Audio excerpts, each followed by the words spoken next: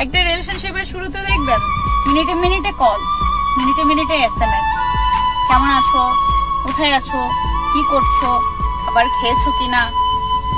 আপনি যখন বলবেন না খাবার খাইনি, তখন সে বলবে দেরিতে খাবার খেলে শরীর অসুস্থ করবে। এমনই এত কেয়ারিং করবে ভাই, আপনার কাছে মনে হবে আপনার লাইফে এমন কেয়ারিং আর কেউ করেনি। আবার সেই রিলেশনশিপটা যখন পুরনো হতে যাবে, কয়েক মাস কয়েক বছর কেটে যাবে, তখন দেখবেন সেই কেয়ারিংটা আর আগের জায়গায় নেই।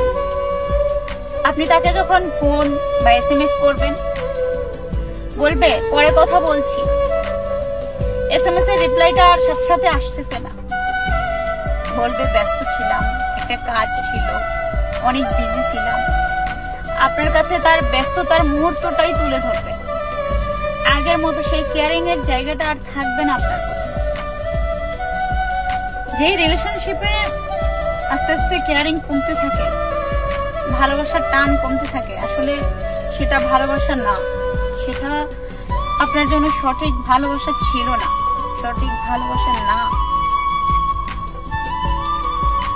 ভালোবাসা হওয়া উচিত এমন, যার সাথে আপনার পুরো লাইফ কেটে গেল, তার প্রতি আপনার কেয়ারিং, টান, ভালোবাসার আবেগ, ভালোবাসা কোনোটাই কমতি থাকবে না। সেটাই হচ্ছে উপযুক্ত ভালোবাসা, সঠিক ভালোবাসা। আজকের দিনের ভালোবাসা টিভি সিরিয়ালের মতো, মিনিটে মিনিটে চেঞ্জ হয়ে যায়। ভালোবাসা যদি বাঁচতেই হয়, ভালোবাসার মতো করে